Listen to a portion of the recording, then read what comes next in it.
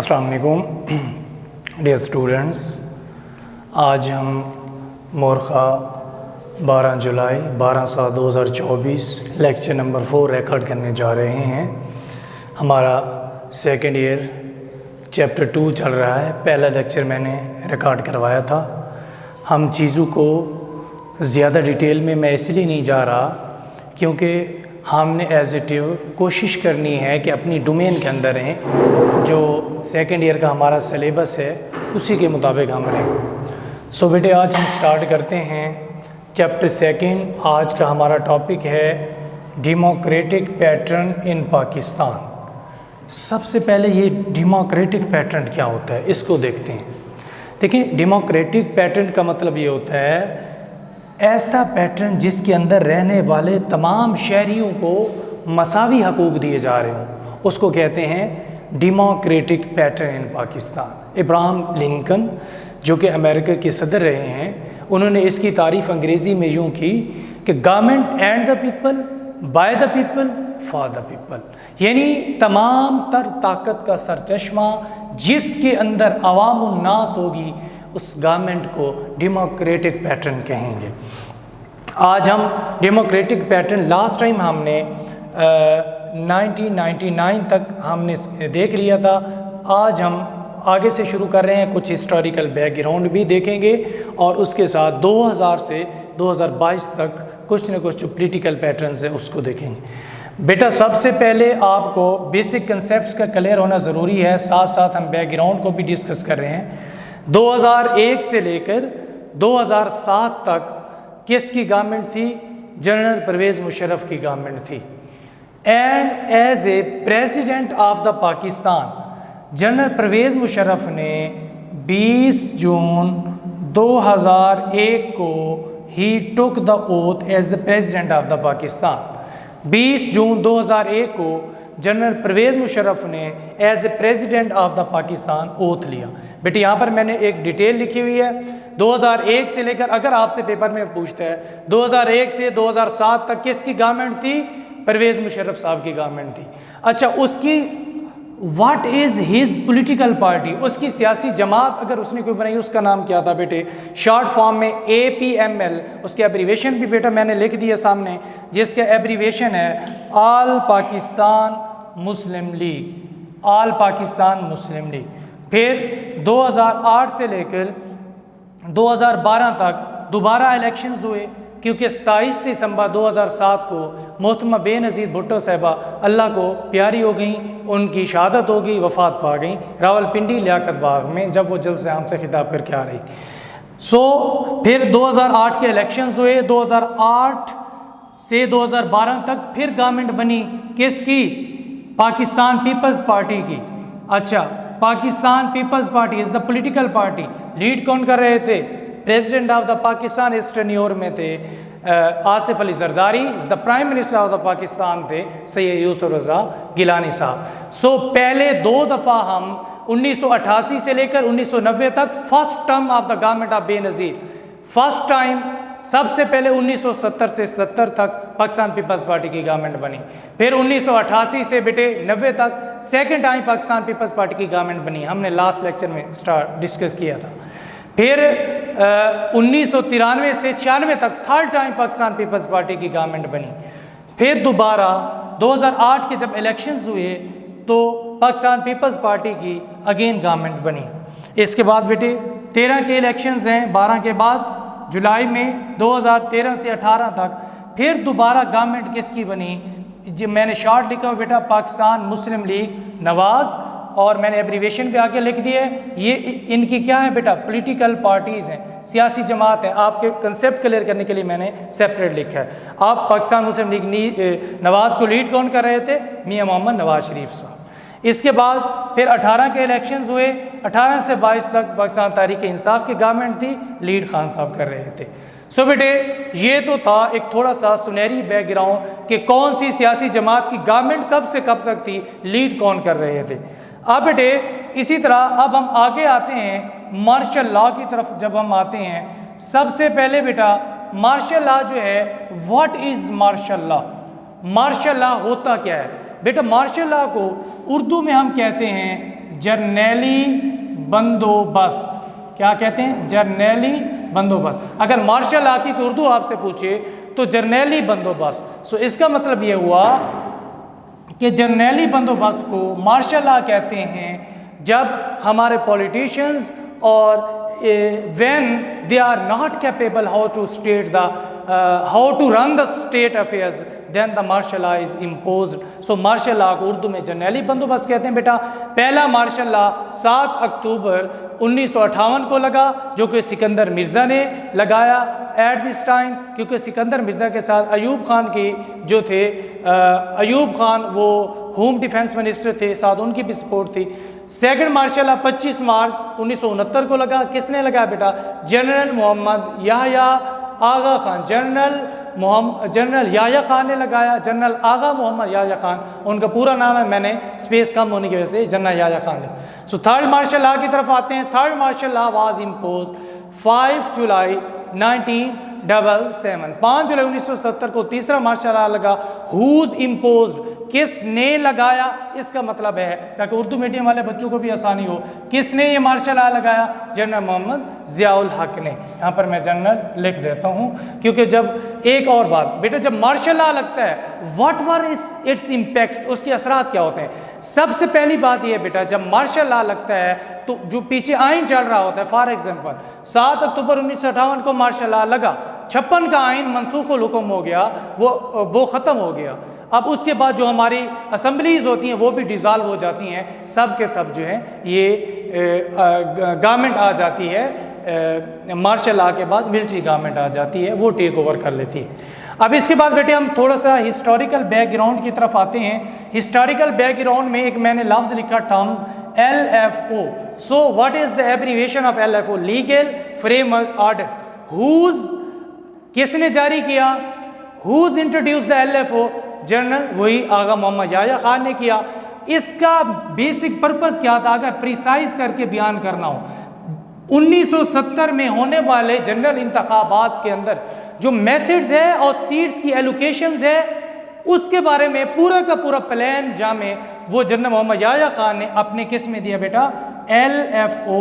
किसके एब्रीविएशन है मेरे बेटे? Legal framework order. अगर आपसे कोई शॉर्ट फॉर्म में पूछे what is LFO? LFO is the abbreviation of legal framework order. So what's it's purpose? इसका मेन मकसद क्या है? प्रिसाइज करके तलखीस करके बता रहा हूँ। The method of election should be defined in the LFO और and seats allocation on which province how many seats are to be allocated, कौन से सूबे को कितनी सीटें जो हैं वो दी जाएंगी इसके अंदर LFO के अंदर। और इसके अंदर डायरेक्ट इलेक्शंस की बात की गई, डायरेक्ट इलेक्शंस होंगे नेशनल असेंबली के, और जो हमारा ईवान होगा यूनिकैमरल होगा, यानी कि कहने का मतलब है, मैं शॉर्ट फॉर्म में लिख रहा हूँ, यूनिकैमरल का मतलब है नेशनल असेंबली होगी, यूनिकैमरल सिस्टम होगा। और यूनिकैमरल में बेटे क्या होगा? कौन से सूबे को कितनी सीट्स दी जाएंगी। अब बेटे नेशनल असेंबली की जो हमारी टोटल सीट्स हैं इसके मुताबिक वो कितनी थी? हाउ मेनी बेटे? 313 सीट्स थी। दोबारा लिख देता हूँ, 313 सीट्स जो थी इसके। अच्छा, उसमें से 313 में से बेटा जो 13 सीटें हमारी वो रिजर्व फॉर वुमन, वो वुमन के लिए रिजर्व रखी गई। इसलिए यहाँ पर मैंने लिखा टोटल सीटें कितनी बेटा हमारी जो डिफाइंड है वो, सॉरी यहाँ पर मैंने ये लिखा, ये 313 लिखना है मुझे, 133 मैंने लिख दिया, टोटल 313 लिखना है बेटा। 313 को मैं दोबारा लिख रहा हूँ, टोटल 313 सीटें हैं बेटा।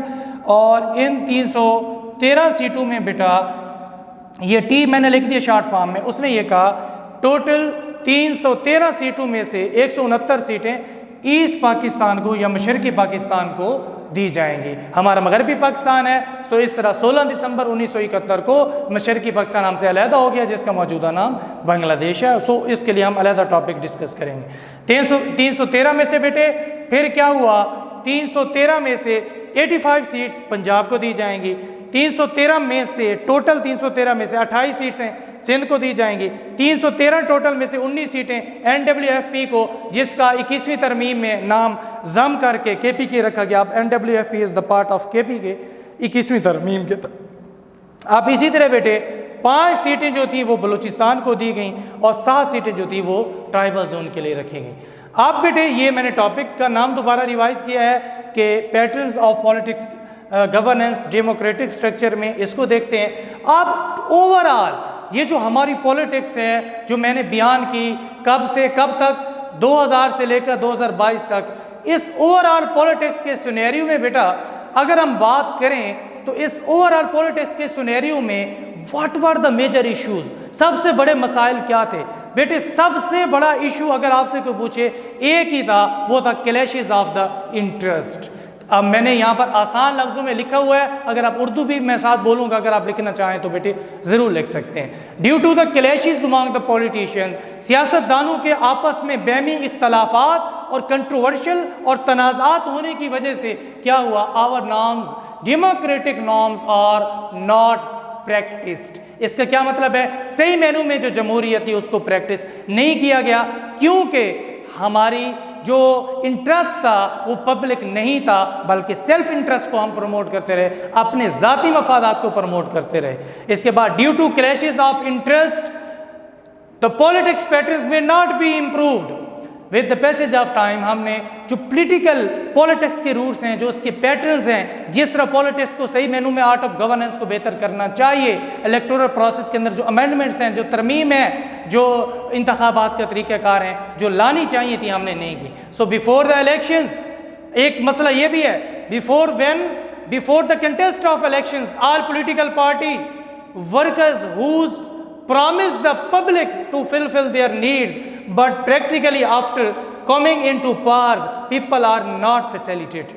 क्या मतलब? आसान करके समझा देता हूँ बेटा। इसका ये मतलब है वो तमाम तर दावे जो सियासतदान अपनी before the election contest, election के इनकाद होने से पहले, वो तमाम तर दावे जो सियासतदान एक आम शहरी से करते हैं, आपको पुल बनवा देंगे, आपकी हेल्थ फैसिलिटी को बेहतर करेंगे, जॉब्स दिलवाएंगे, हेल्थ सेक्टर्स को बेहतर करेंगे, वो प्रैक्टिकल वे में जब उस पॉलिटिकल पार्टी की हम गवर्नेंस पैटर्न को देखते हैं, after came into power, after making या आफ्टर फॉर्मुलेटिंग देयर गवर्नमेंट, हुकूमत में आने के बाद एज सच वो उस तरह लोगों को फैसिलिटेट नहीं कर पाते, जिसकी वजह से एक कॉमन मैन परसेप्शन और जो हमारा पॉलिटिकल स्ट्रक्चर है, जो हमारे पॉलिटिक्स है, जो पॉलिटिशियंस है, उसके माबैन एक डिस्ट्रेस की लेवल जो है वो एक फिजा बरकरार हो जाती है, डिस्ट्रेस का लेवल इंक्रीज हो जाता है, जिसकी वजह से सही मैनों में जो कॉमन मैन परसेप्शन है, जो कॉमन मैन प्रॉब्लम है, उसको ना एड्रेस किया जाता है, ना उसके लिए कोई प्रॉपर सोल्यूशन किया जाता है, जिसकी वजह से लोग उस सिस्टम से क्या हो जाते हैं? थोड़ा सा बदजन हो जाते हैं और वो गिला शिकवा करना शुरू कर देते हैं। अगली वजह क्या है बेटे? When any political party appointed the mature person for the election, for example अगर कोई भी सियासी जमात है, अगर वो पढ़े लिखे नौजवानों को इलेक्टोरल प्रोसेस में लेके आती है, जिनको पता है फंडामेंटल राइट्स क्या होते हैं, जिनको पता है राइट्स एंड ड्यूटीज़ क्या होती हैं, जिनको पता है बेसिक फंडामेंटल राइट्स हैं कितने, जिनको पता है कॉन्स्टिट्यूशन स्ट्रक्चर कहता क्या है, जो रूल ऑफ लॉ की बात करते हैं, जब कोई भी सियासी जमात पढ़े लिखे लोगों को और मैच्योर पर्सनस को इन लीडरशिप फॉर्म में ले आएगी, तब ही हमारे पॉलिटिकल जो पैट्रियटिज्म है, जो हमारा पॉलिटिक्स के रूट्स हैं, जिनकी वजह से हम मसाइल में फंसे रहे हैं, तब वो इम्प्रूव हो सकते हैं। मैं दोबारा पढ़ देता हूँ। When any political party appointed या सिलेक्टेड किसको? Mature person for the election, जब कोई भी सियासी जमात मैच्योर पर्सन को सिलेक्ट करेगी, who's experts in their departmental policy making, वो तमाम लोग जो अपनी अपनी पॉलिसी में पीएचडी होल्डर्स हैं, जिन्होंने मास्टर किया हुआ है, जिन्होंने कोई रिसर्च की है, मुआशरे के अंदर एक पॉजिटिव रोल है,